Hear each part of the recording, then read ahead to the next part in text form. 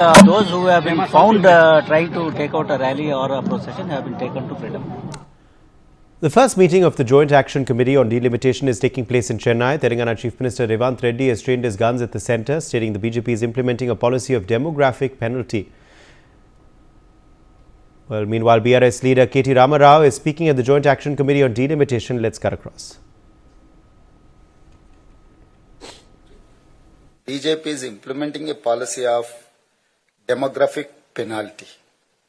Since 1971, when India decided to adopt family planning as a national priority, South India has done very well, but big states in North India have failed. We become spectacular South. We achieved fastest economic growth, bigger GDP, higher per capita income, job creation, best infrastructure development, better governance, and best social welfare. We contribute more to national exchequer and get lesser allocations. For rupees 1 tax paid by Tamil Nadu, it gets back 26 paisa. Likewise, Karnataka 16 paisa, Telangana 42 paisa, Kerala is 49 paisa. We have a big challenge.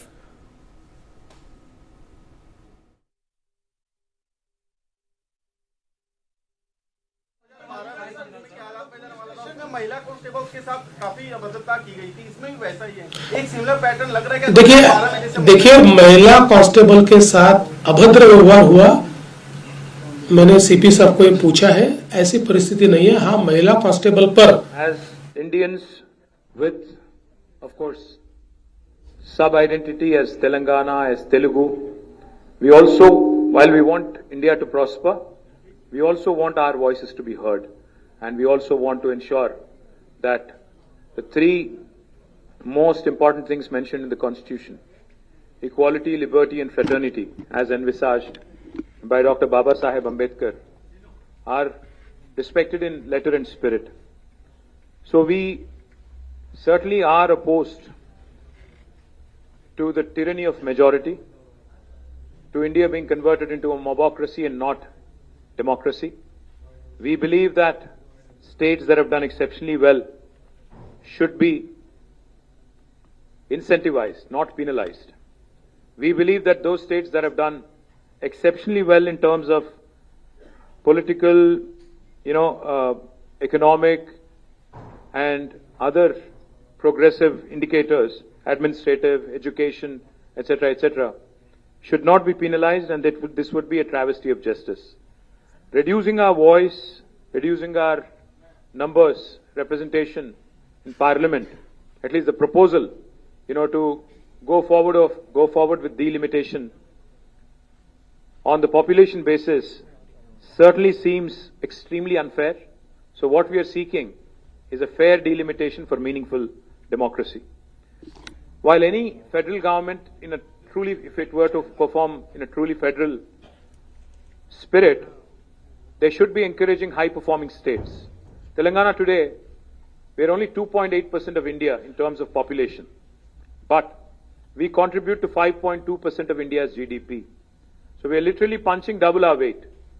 But if you are going to reduce our number from 17 to whatever is being proposed, in a pro rata basis or whatever other logical, pretext the government of India is going to come forward with, that certainly will be, as I said, a travesty of justice.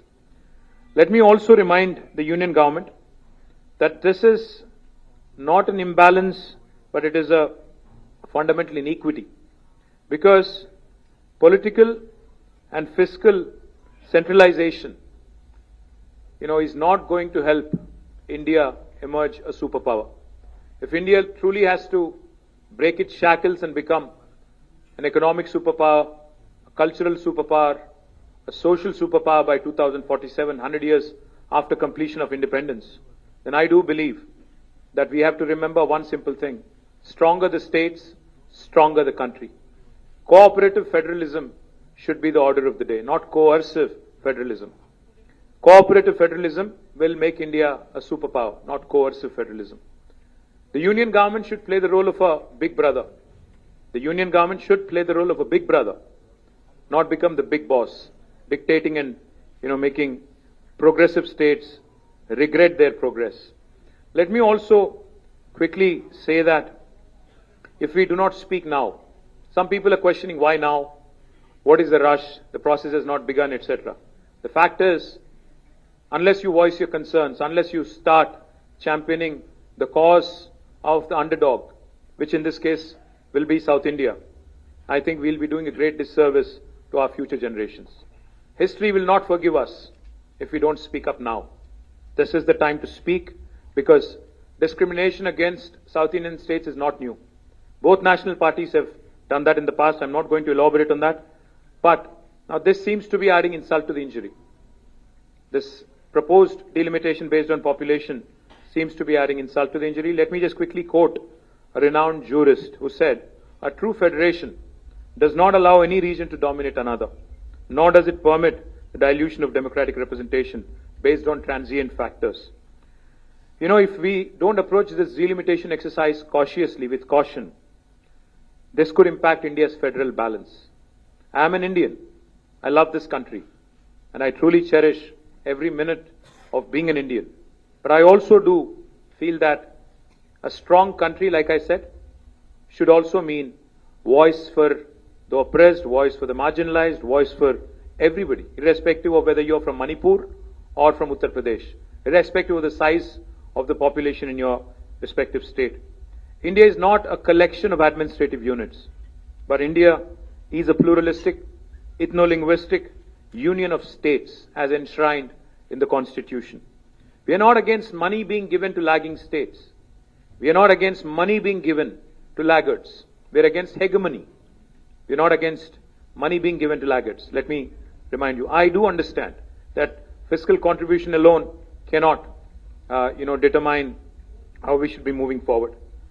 India's democracy should be built, we believe, as Bharat Rashtra Samiti, on progress, on governance and economic contribution, and not just population. Population alone cannot be the criteria for delimitation. A fair system should reward progress and encourage development. In fact, I'd go one step forward. It should empower those who are driving the growth, not silence them. If 19% of south of India, the southern Indian states, are contributing to 36% of India's GDP, will you cut down on representation and, dissent, cut down on the dissent and cut down on the dissenting voices? Is that the strategy of Government of India? Let me also add, there have been past experiences which have been bitter. So while Government of India, while the Union Home Minister says it would be pro rata, there would not be any reduction in seats in south of India, let me say one thing.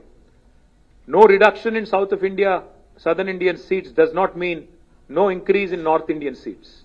Let me remind you that.